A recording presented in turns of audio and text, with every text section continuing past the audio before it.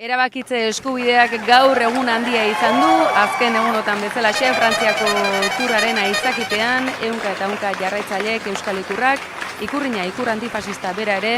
ozen aldarrekatu dutelako mundu zabalari, badakizue leioa zabalik izan dugu lagunotan, eta oraindik ere Euskal Herrian baduela Frantziako turrak ibilbidea,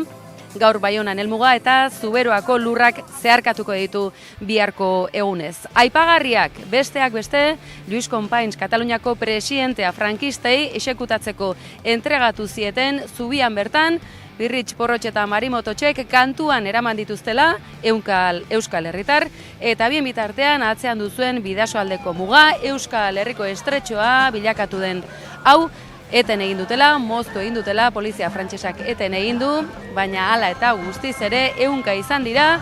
muga igaro bide honetan, Euskal Herriaren erabakitze eskubidea aldarrekatzeko bat egin duten Euskal Herritarrak. Ez dezagun ahaztu baina, gizonezkoen turra dela, eta aldarrikapen hori ere ez dugula ahaztu nahi, beraz, izan bedi, datorren turra emakumezkoena.